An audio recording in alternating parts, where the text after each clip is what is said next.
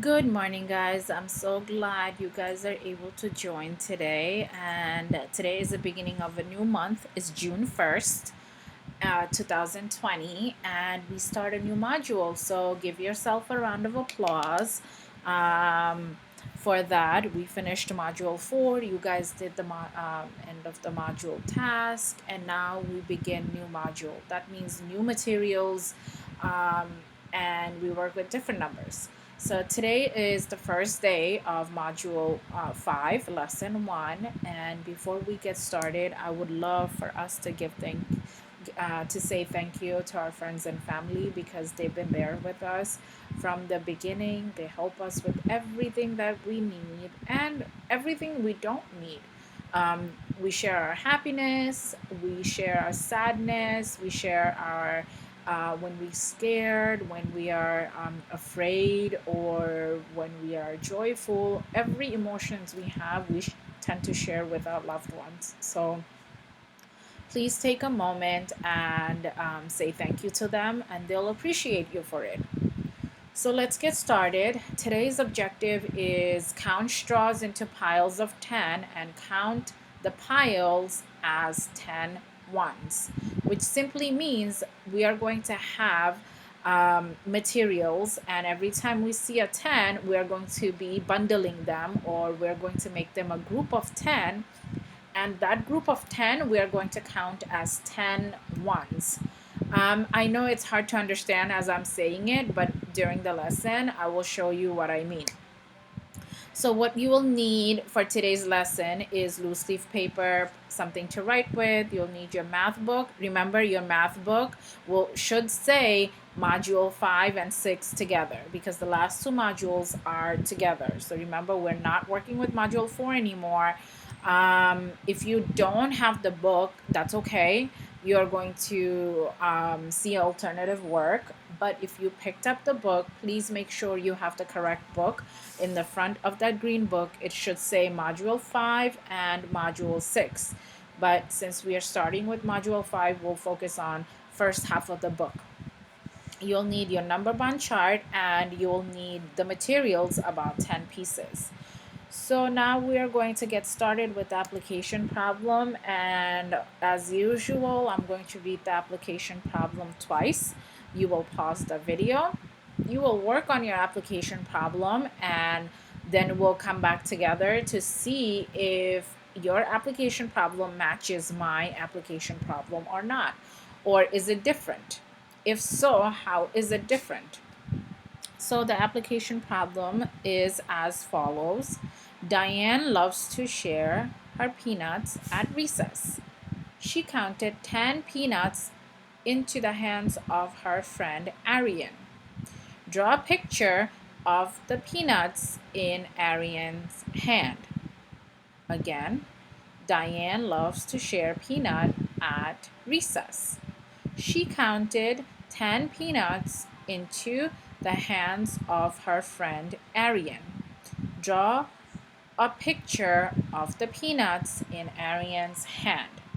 So let's draw Ariane's hand first. And remember, she started off with 10 peanuts and she put them in two different palms. So let's see how many she put. So she put 4 in one hand, and she put 6 on the other hand. So she put 4 and 6 to make it 10. Remember, this one you can have multiple ways of solving it, because in the previous module 4, we learned that there are more than one way to make 10. So if you drew picture 5 and 5 peanuts in each hand, that's still okay, because 5 and 5 makes 10. If you made 7 and 3, that is still okay. If you put 9 and 1, that is still true, because 9 and 1 more is 10. If you put 8 peanuts in one hand and 2 on the other hand, that is still okay, because 8 and 2 makes 10. So the application problem is just a little review for the previous things that we have learned so far. So today's lesson, we are going to look at a few photos and try to find out which ones have 10 pieces. And every time we see a group of 10, we will circle them. So now you'll see a bunch of eggs, grapes, paper clips, apples, teddy bear, and some prisms. So we are going to look at each picture individually to see if there are 10 objects. If they have 10 objects in the group, that means we'll circle them. If it doesn't, we'll just leave it alone. What I mean is, how many eggs are there? There are 3 eggs. Do we circle them? No, because there is not enough eggs in this group. Now let's look at the grapes. We have 1, 2, 3, 4, 5, 6, 7, 8, 9, 10, which means one bunch have 10 grapes, right? So I'm going to circle this to show that I have one group of 10 single grapes. Single grapes mean like this, like an individual grapes. This is one group of 10. So if I ask you a question, how many groups of 10 do I have? Your answer should say 1, because we only have one bundle. And if I say how many grapes are in one bundle, you should say 10, because this bundle is made of 10 grapes. So please, in this module, you have to be very careful with the language that I've been using, and also at home when your parents read the directions to you, because this is the module which is kind of tricky to figure out. Let's count the paper clips. I have 1, 2, 3, 4, 5, 6, 7, 8, 9, 10. How about this? Do I circle it since I have 10 paper clips? Yes, good job. I circle a group of 10 to show that I have 10 individual, 10 single paper clips are in this bunch. How about the apple? Do we circle the apple? No, because there's only 2 apples. We don't have 10. Same thing goes for the teddy bear. There isn't enough teddy bear to make them a group of 10. Let's count the prisms. We have 1, 2, 3, 4, 5, 6, 7, 8, 9, 10.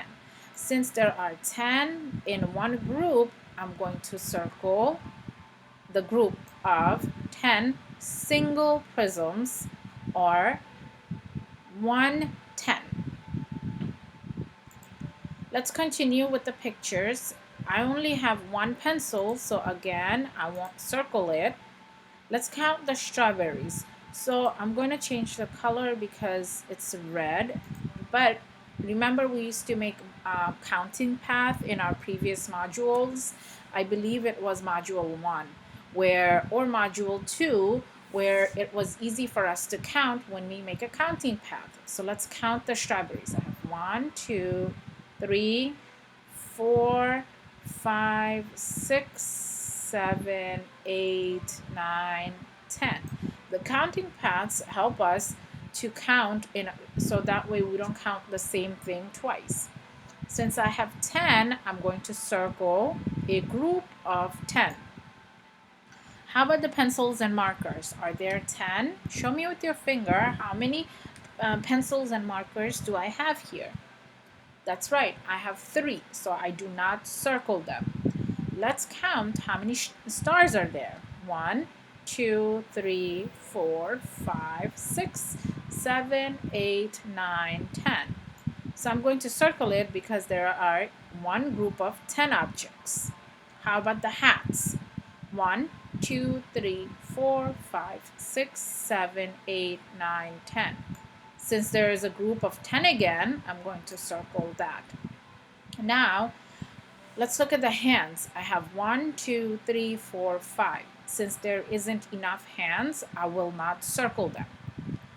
Now, last but not least, we count the ties. I have 1, 2, 3, 4, 5, 6, 7, 8, 9, 10. So since I have a group of 10 ties, I'm going to circle them.